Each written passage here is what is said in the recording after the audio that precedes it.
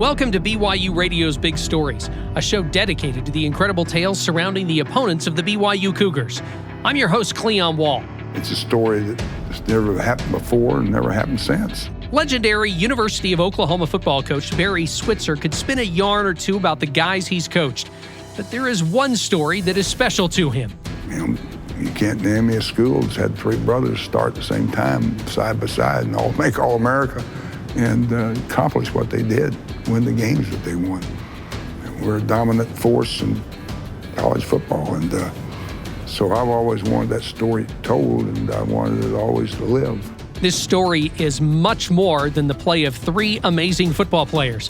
It's about three astounding men, their family, and the Oklahoma Sooner community that came together to honor them. The Selmon Brothers story, yes, it is a story, but I want people to understand the stuff that is more than a story. It's something that really happened. The University of Oklahoma loves its football team and honoring the best of the best. Someone got the idea 20 years ago, 15 years ago, hey, let's honor the heritage of Oklahoma football. OU does not retire jersey numbers. They figure they got too many stars. They run out of numbers. This is Barry Tramel, a columnist for the website Sellout Crowd and a longtime Oklahoma resident. So somebody said, let's do statues of like our Heisman winners. Heisman Park is just east of Gaylord Family, Oklahoma Memorial Stadium. They're up to 7, and they had a pretty hard line. Only Heisman Trophy winners are going to get their statue. I made this point in private, just talking to people. I said, if you're going to put up a statue of somebody with Oklahoma football, the Selmon Brothers trump a Heisman Trophy. And just last year, the university unveiled a statue of Lucious, Dewey, and Lee Roy Selmon just to the north of Heisman Park. The sculpture shows the brothers in their football uniforms, standing next to each other and looking off into the distance. We got it done. Barry Switzer has been championing the idea of the Selmon Brothers statue since 2011. It means a lot to me that they are recognized and that their story told and their story will live on. Their story just resonates with people of the responsibility and the respectability and just the class that they conduct themselves with, and also the great football, of course. Their football legacy is bronzed, but the Selmon Brothers did not grow up dreaming of becoming football stars. Lucious and Jesse Selmon raised 9 children on a farm just outside of the small town of Eufaula, Oklahoma. Lucious, the second, and Dewey were children number 7 and 8. It was such a small house that we were in. What, 4 rooms? 4 rooms. 4 rooms. That's counting the kitchen. They knew how to raise everything from food to cattle to pigs to feed us. We didn't have a bicycle. We had a horse. We had horses. We had mules. And if we wasn't riding them for recreation, we was walking behind them working. Lucious was the oldest of the 3 youngest boys. Mom and Dad often told me I was the leader of the 3.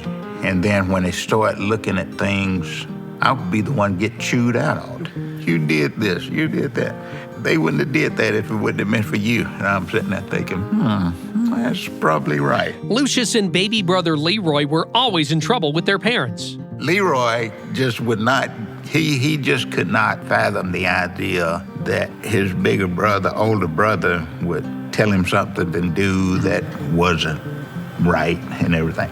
Dewey kind of got to where he would kind of figure it out on his own. I don't think I want to do that. Despite boyhood shenanigans, the trio learned valuable lessons from their mom and dad. Things like love and family and trusting your fellow man, being able to reach out and help. They would sit us down and tell us stories. Stories not about us, what they've done, but tell us stories about what other people have done in their lives, how God impacted their life.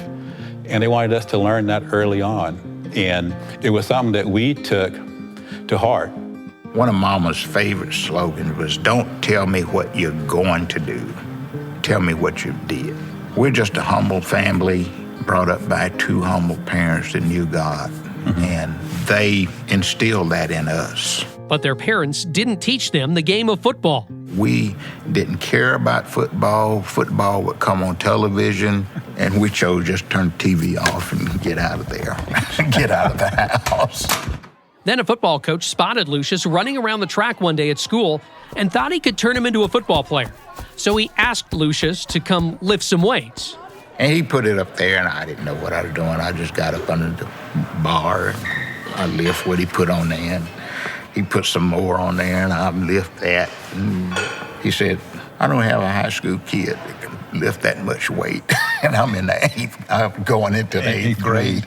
The coach wanted Lucious to play football, but Lucious didn't think his mom and dad would go for it. Jessie believed the boys were busy enough on the farm, and she didn't want them to get injured. Eventually, both parents gave in, and Lucious started packing around a pigskin. Football early was a sacrifice that mom and dad made. The bus is gone with that we normally would catch to go home. And so they would have to drive, 5 miles, 6 miles back over into Eufaula to pick us up and take us home. That was an expense that they really could have did without. Lucious took to the game, but Dewey and Lee Roy were not so easily convinced. Lucious gave us the right words when Lee and I said, well, this game is not for us. He'd come in the middle of the night that first year. Go over and try it one more day. Go try it one more time. So we're like, okay. So we go, we try practice again. We come back, Lucious, that's crazy. I'll stay home and feed the cows. No, go over there, try it one more day. You can do it. Okay, so we go over. Then after a while, it's not that bad, I guess. And then it gets a little month down the road. I kind of like playing with my friends. Then after a while, we said, I think I get serious. Let's try and play. So it was an amazing experience. Lee Roy was the best athlete of the trio. Lee Roy was so well blessed with talent, blessed with strength, blessed with speed, blessed with balance, blessed with mind. And above all that, he's blessed with a spirit that's unbelievable. And put that together and stuff, he was the most balanced athlete I've ever seen on the football field. Lucious was the oldest, though, and the first to be recruited. Oklahoma assistant coach Larry Lacewell went to talk to him at the boys' high school. So the principal said, I'll call for him to come up and say hello to you. So he got me out of class, and I come up there. I'm shocked. Oh, you, coach? He was looking at me like, Lucious? We both was not impressed with each other.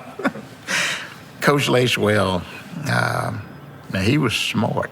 He said, now them two brothers of his, they're younger than him, but they're bigger. And so he decided, I recruit one, I might end up getting all three of them and everything. I did want Dewey and Lee Roy to come to where I was. The reason why I chose Oklahoma, it was 110 miles from my home. It would give Dewey and Lee Roy, mom and dad, if they wanted to, an opportunity to come up and see me. Mm-hmm. I just could not cut ties with these guys. I think the decision to come to Oklahoma University was one that, for me and Lee Roy, we had the doors already open. We had Lucious here, players we knew, coaches we knew, and it had developed into a sense when you come to university over that length of time. For us, it felt kind of like family still. The Selmons wreaked havoc on opposing Big 8 defenses. Here again is former head coach Barry Switzer. When the Selmon Brothers played at Oklahoma, we were 54-3-1, 3 undefeated seasons. We won 2 national championships back-to-back.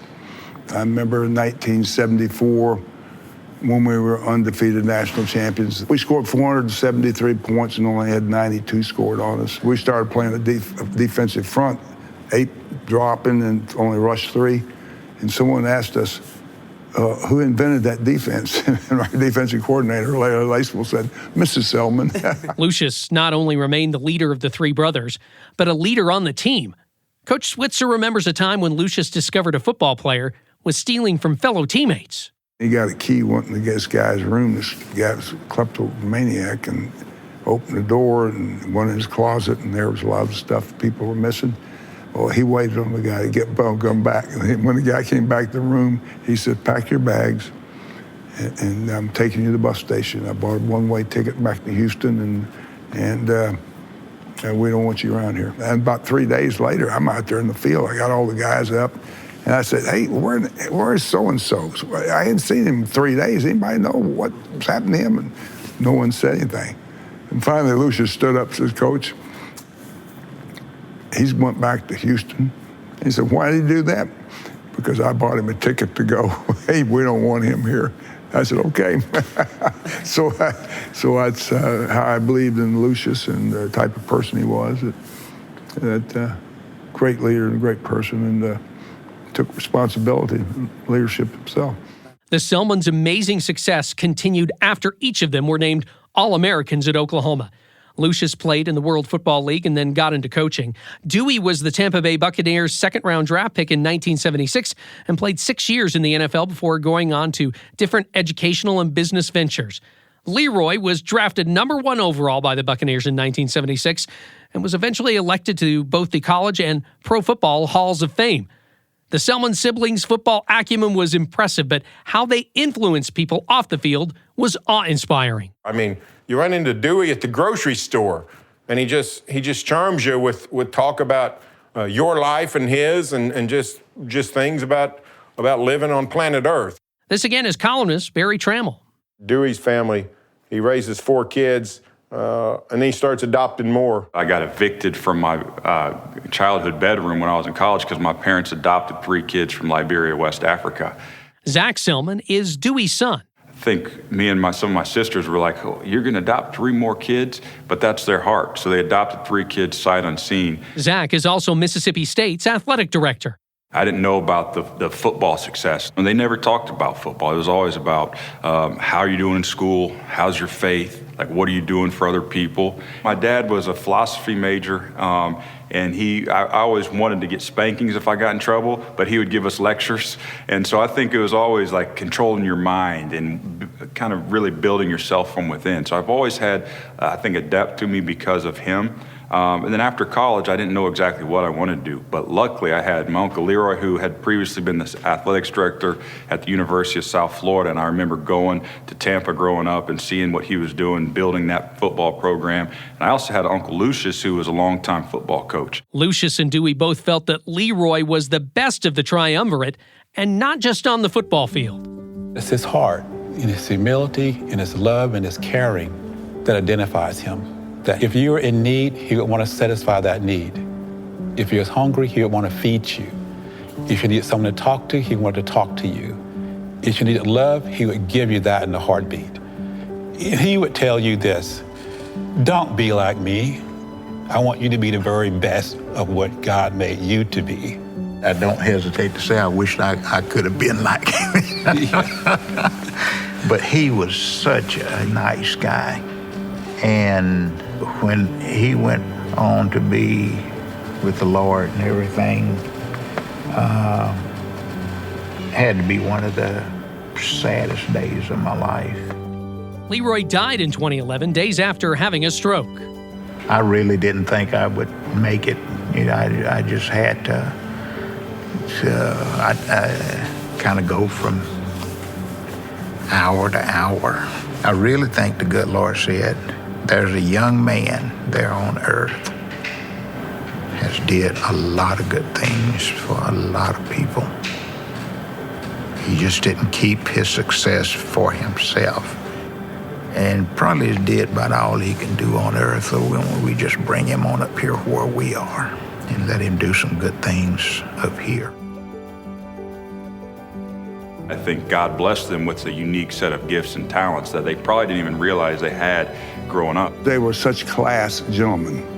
They were great leaders. Not just leaders of the football team, but sort of guiding lights in the state of Oklahoma. And not just football heroes, but, you know, human heroes, people that, hey, I want to be like those. I love those guys. Let's live our lives like those guys live. The Selmon brothers are humbled by the statue near the stadium.